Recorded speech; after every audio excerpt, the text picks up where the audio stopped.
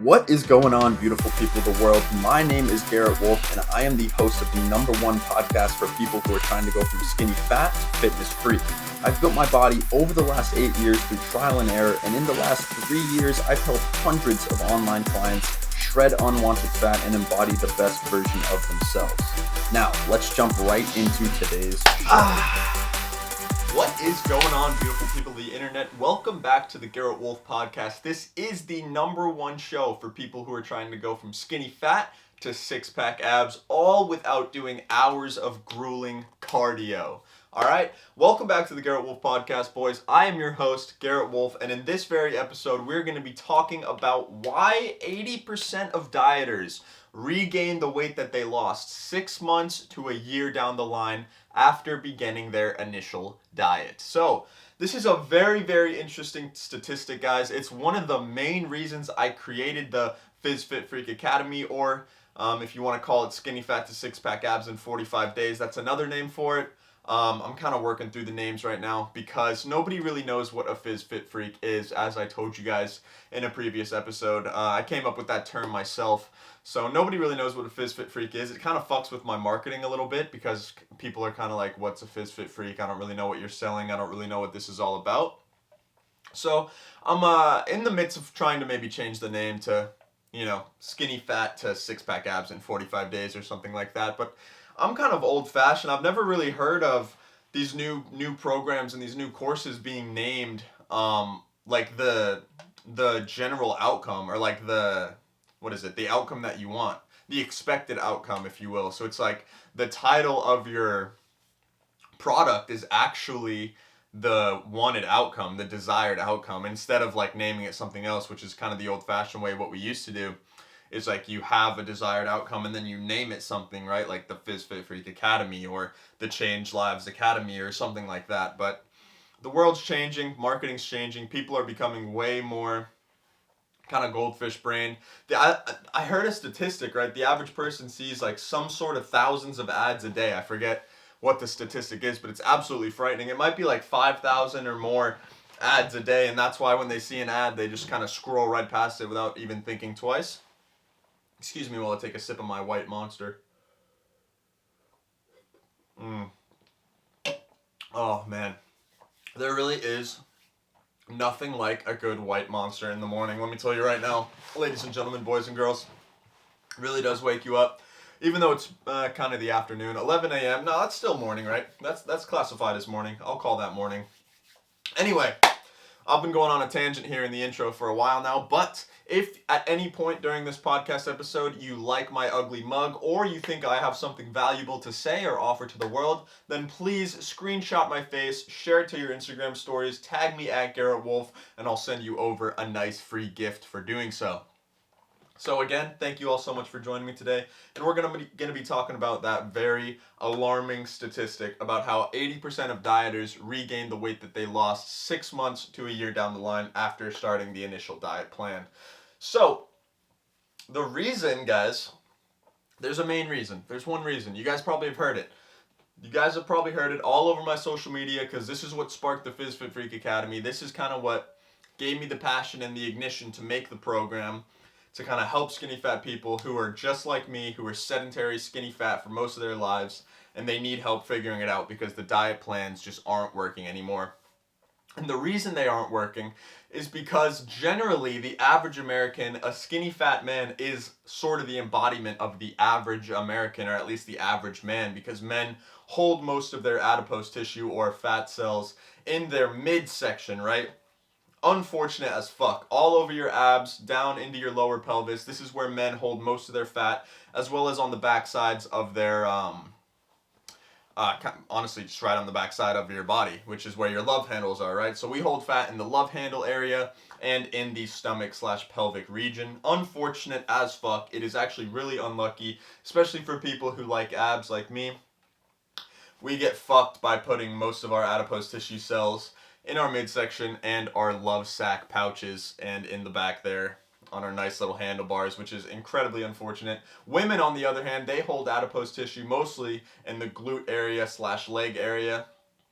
Obviously, that's why they have bigger, nice, juicy, voluptuous booties, and thicker, sausage-like legs most times, right, guys?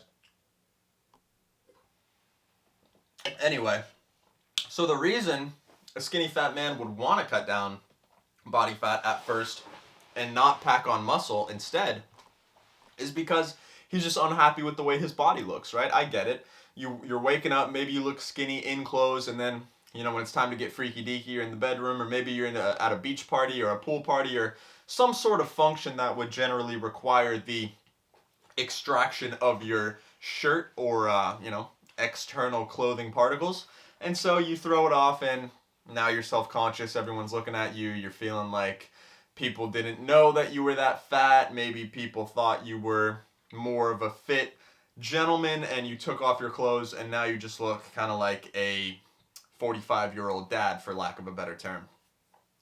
And that's really unfortunate, and I get it, and I get that. I was there too. I did the exact same thing. I cut first. To my detriment, I lost out on a lot of gains. I put myself in a terrible position to move forward. I crashed my metabolism unknowingly. And I just, honestly, all around, it was just a bad plan. It's a terrible plan. And this is the reason 80% of dieters fail 6 months to a year down the line. And this is also the reason that most people give up after trying working out or bodybuilding, fitness, whatever you want to call it. Most people give up after, half a year to a year because they see results and then they end up realizing, or they end up thinking, right? They're like, shit. All right, let me back up a little bit because you guys might be a little lost in my train of thought. The general thinking process for a skinny fat person is, I need to cut down body fat because I'm unhappy with my body, right? The problem with that is when you cut your calories so drastically, let's say your maintenance is at 2,000. You're going to have to cut your calories down to 1,700 in order to lose weight. And you will lose weight. You might go from 200 pounds down to 195 or even 190 if you're lucky, right? Congratulations, great job. You've achieved initial weight loss. Here's the problem. Now, you have to continue eating 1,700 calories a day to stay at 190 pounds. Not to mention, if you're still unhappy with 190 pounds, which you likely will be because you have no muscle as a skinny fat person, you're going to have to lower your calories to 1,500 or 1,400 to lose even more fat. And you're going to have to keep going even lower and even lower after that to continue to lose weight. And here's the problem. Odds are you're never going to be happy with how your body looks because the look you're after is more muscle, less fat. And all you're doing is creating less muscle, less fat. You're turning yourself into a stick figure, generally. And that's exactly what happened to me. I went down the rabbit hole over and over and over and over again. I got so low in calories. At one point, I was eating 1,100 calories a day at 155 pounds, trying to cut body fat drastically because I thought I had a ripped muscular physique underneath all of my adipose tissue, which I did not.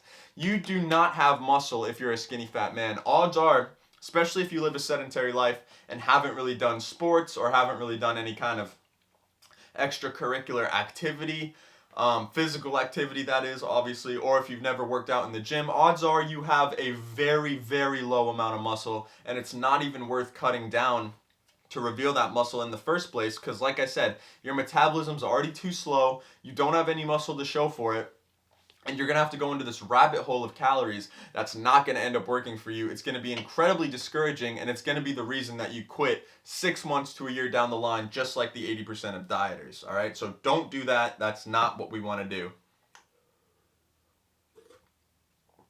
do. So how do you combat this, right? How do you combat this unfortunate reality, not end up as a statistic, and not end up quitting 6 months to a year down the line because you want to be a fitness freak for life. You want to have six-pack abs for life. You want to be able to speed walk up hills when you're 100 like me. You don't want to have someone else wiping your ass at 80 years old. You want to be able to be fully independent, fully confident, and you want to live a spectacular life while you're young too, right? Because it's not just about while we're older, being able to do things with our kids and shit, but it's also about being able to live the best, most confident, most aesthetic, lion-like life that we can right now while we're young, right? It's about being the best version of yourself, maximizing your potential, and being the best you that you can be, right? So unfortunately, guys, the sad part is that hard things take time to acquire. Nice things take time to acquire. Good skills take time to acquire. nothing in this world worth acquiring is going to be acquired for free, or for lack of a better term, for no effort. Nothing's going to be given to you, handed on a silver platter, unless you're in, certain circumstances. But those are kind of reserved for the better parts of life, for the better, higher status people of life. Maybe you have rich parents or something like that. But in general, you are not going to be handed anything in life. And so, unfortunately, the reason getting a physical fitness freak body, if you will, or a six-pack abs, or a nice body, whatever you want to call it, I still need to dial down the terminology for that. Let's go six-pack abs for now. If you want to achieve six-pack abs, then you're going to have to go through hardships and hard things in your life to achieve six-pack abs. They're not just going to be built on you. They're not just going to be sculpted, unless you go and get abdominal etching or ab implants, but then you end up looking fake as fuck, looking like Ken doll, and everyone can tell that you have fake abs, and that's even worse than not having abs, in my opinion. Abdominal etching might be a good way to go about it, but again, why do these procedures when you don't even have your lifestyle dialed? Because that's just like, that's getting the reward without putting in the work. That's a terrible way to go about life. That's a terrible mindset to have. That's not going to serve you in any aspect of physical endeavor. So that's a terrible mindset to have. You should put in the work, and if you're still not happy with the result, then go get some abdominal etching done, or whatever you want to do to enhance the look of yourself or your body. That's going to be up to you. But again, going about it by losing fat first is not the right way to go about it. That's the reason that 80% of people fail. That's the reason 80% of people fall off the diet 6 months to a year down the line, because it's not sustainable. It's not something that you can do long term, and it's not something that you should implement. Instead, what I teach in the Phys Fit Freak Academy, where I teach, skinny fat men ages 18 to 35 how to go from skinny fat to six-pack abs in 45 days, is that you need to pack on muscle first. What you need to do is add muscle to your physique, because here's a few reasons why. If you're a skinny fat man, odds are you are eating maintenance or above maintenance calories anyway. So instead of tweaking your diet, making you track all your calories on MyFitnessPal, and completely changing your lifestyle and throwing a curveball into your day-to-day life, you should just introduce a new snack into your diet every single day, right? Because if you're already eating maintenance or a little bit above maintenance, if you introduce a 100 to 300 calorie snack into your diet every single day, you're now going to be in a caloric surplus. As well as that, you need to pack on some muscle, so we need to get you in the gym, getting an ample muscle building stimulus. So whatever that looks like for you, you could do a push-pull legs, you could do a full body, you could do it 3 times a week, 4 times a week, 5 times a week, 6 times a week. It really doesn't matter. There are different versions that are more optimal than others. But the thing that matters the most is that you're getting in the gym in the first place. So just get in the gym, figure that out, right? Get in the gym, figure out what you're going to do, figure out what plan you're going to hop on. Introduce a new snack into your daily diet, into your habits, whatever it's going to be. Maybe it's a protein bar, maybe it's a couple Rice Krispies, maybe it's an apple, maybe it's a pear, maybe it's a banana, maybe it's a piece of toast, maybe it's 2 tablespoons of peanut butter, because you can literally just scoop that, put it into your mouth, and that's about 200 calories. It's literally that easy. And what you need to focus on, the only metric of progress that you're going to be tracking, is strength increase in the gym. Because how much easier is it to track strength increase than, in comparison to tracking all your calories, all your water, all your steps, all your cardio, meal prepping, food prepping, making sure that you're staying in a caloric deficit. These are way too many factors, right? The average person gets thrown an absolute curveball in their life, and they're like, what the fuck is going on? There's so many variables changing, I have no idea what to do. It becomes unmanageable, and that's completely understandable. Instead, what you need to do is just get 1% better every single day. Just make a few changes. Number 1 is the diet change. Number 2, workout membership. Number 3, getting stronger on the full body lifts. Number 4, figuring out if you're doing full body, push-pull legs, whatever kind of approach you want to do. But it's all going to be done without hours of grueling cardio on the fucking treadmill, because we hate cardio here and we never do cardio. Instead, we do low intensity, steady state, because that doesn't teach your body to hold on to fat, and it also burns calories just as efficiently. So, now that you're packing on muscle, you can repeat this process for as long as you want. In the academy, we do it for a month. You can do it for 6 months to a year, up to even 2 years. newbie gains can last 1 to 3 years depending on who you are. So if you really want to maximize and take full advantage of your newbie gains, then you need to be in the gym bulking for at least 2 years. You could push it to 3 years. You're going to want to switch up the muscle building stimulus in the gym, but that's going to be the easiest variable to switch up. You're not going to have to switch up your diet. You're not going to have to track on MyFitnessPal. You're not going to have to track your water intake. You're not going to have to do muscle measurements. You're not going to have to do any of that garbage, meal prep, trash that they teach you on YouTube and other, bodybuilding.com sites alike. I'm not shit. I love bodybuilding.com, by the way. I'm not shit talking to anyone.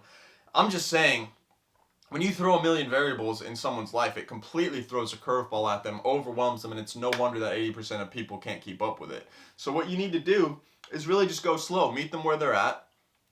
Figure out what kind of things you can implement now that are sustainable, long-term, that we can switch your daily lifestyle habits, turn you around, and get you moving in the right direction. Get you in positive momentum, and you can figure out the rest later. So now that you're building muscle, all you have to do is get to a point where you're happy with your general muscle mass. So maybe you gain 5 or 10 pounds of muscle in the first 1 to 2 years because of newbie gains, taking advantage of newbie gains.